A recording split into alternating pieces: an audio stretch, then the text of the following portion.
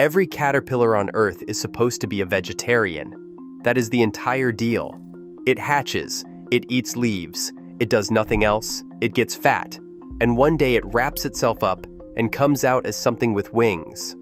Out of nearly 200,000 species, almost every single one keeps that contract.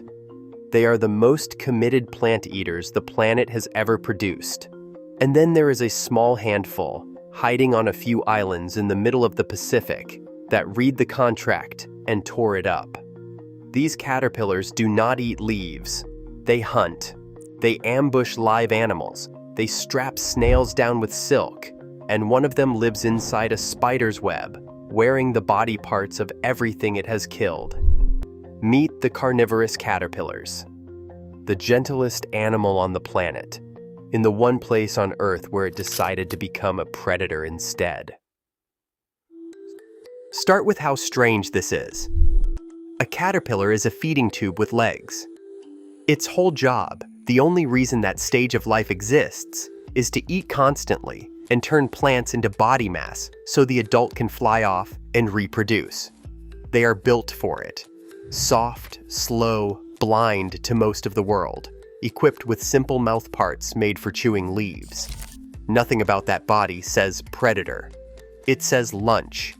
A caterpillar is what almost everything else in the garden is trying to eat. So for one to flip around and start doing the hunting is a bit like finding out a particular breed of sheep has started taking down wolves. It should not be possible with the equipment. And yet, on the islands of Hawaii, it happened at least a dozen separate times. The first one we found does not look like a hunter. It looks like a broken twig. It is an inchworm, the kind that loops along a branch, and it sits frozen at the edge of a leaf with its body sticking straight out, rigid, perfectly disguised as a dead bit of plant.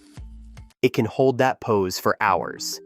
On the back end of its body are a few fine hairs, and those hairs are a trigger. When a fly or another insect wanders close enough to brush them, the caterpillar does something no other caterpillar on Earth does.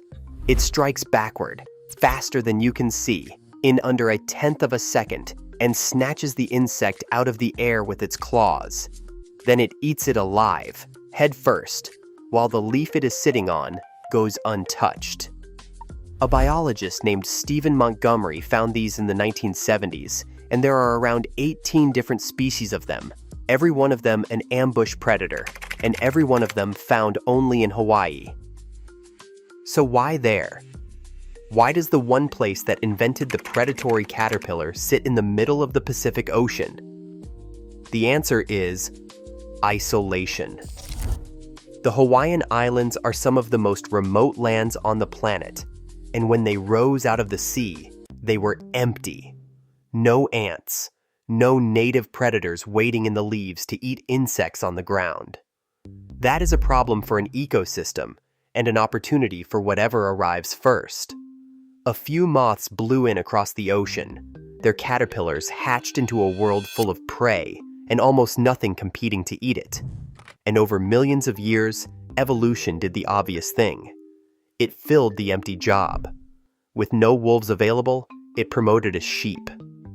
The caterpillars that drifted in did not stay vegetarians because they did not have to. The role of predator was open, and something had to take it. And once the door was open, it got stranger. On the same islands, there is a different group of caterpillars that decided insects were too much effort, and went after snails instead. A snail is a tricky meal. It is mostly armor, and the moment anything touches it, it pulls inside its shell and seals the door. So this caterpillar does not fight the shell. It waits for the snail to be out and moving, and then it lashes it down. It spins silk over the snail and over the shell and pins the whole animal to the leaf, tying it in place so it physically cannot retreat. Then it moves in and eats the snail alive inside its own home, while the snail is webbed to the floor and cannot close the door. A caterpillar invented the trap, the restraint, and the ambush, with nothing but silk meant for spinning a cocoon. But the one that earned a name, the one scientists only described to the world in 2025, is worse than all of them. It does not build a web. It moves into someone else's. This caterpillar lives inside the web of a spider. It crawls into the lair of one of the most efficient killers in the insect world, the animal that eats caterpillars for a living, and it sets up home there on purpose. It eats whatever the spider catches and leaves behind, the drained husks, the trapped, and the dead. It is a lodger in a slaughterhouse. And to survive in the one place it absolutely should not be, it does something that sounds invented. It decorates itself with the dead. It builds a little case of silk to live in and carry around, the way some caterpillars do. But this one covers that case in trophies. It takes the body parts of the insects it has scavenged, the head of an ant, the wing of a fly, the leg of a beetle, the chewed remains of the spider's old victims, and it fastens them all over the outside of its case. It wears its kills, and it is not for show. Covered in the dismembered pieces of other dead insects, it smells and looks like more web debris, like the ordinary junk that collects in any spider's web.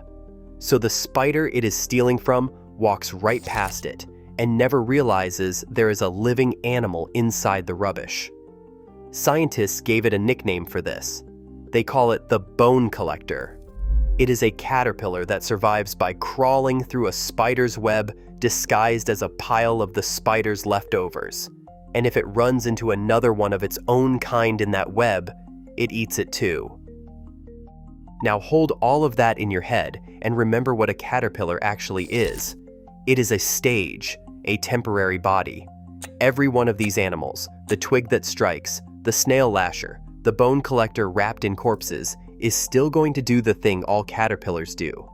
It is going to stop, wrap itself up, dissolve almost completely, and rebuild itself into an adult that flies.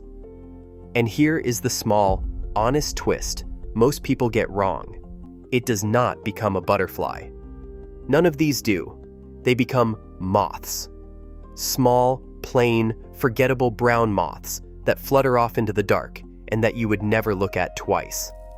So, the most horrifying caterpillar ever discovered grows up into the most boring insect in the room. The monster is the childhood. The adult is nothing. Whatever you were afraid of, it already flew away, looking like a moth on your porch light. And that is the real lesson hiding inside the horror. These caterpillars are not broken.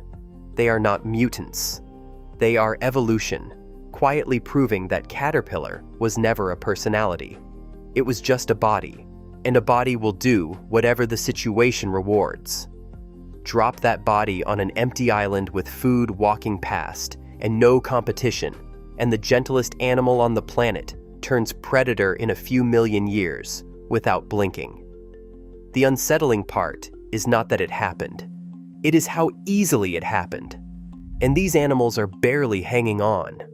The bone collector has only ever been found in a single patch of forest a few miles across, on one mountain range, on one island, and nowhere else in the universe. The strangest caterpillar that ever lived is also one of the rarest, sitting in a tiny scrap of Hawaiian rainforest, wearing the dead, waiting on a thread. So the next time you watch a caterpillar inching along a leaf, perfectly harmless, perfectly soft, remember that the only thing standing between that animal and a life of hunting is opportunity. On most of the planet there was competition, so it ate its leaf and became a butterfly. In one quiet corner of the Pacific there was an opening, so it strapped down a snail, moved into a spider's web, and dressed itself in bones. Same animal, different island. If you want more creatures that turned out to be far worse than they were ever supposed to be, subscribe. The list is longer than you would like.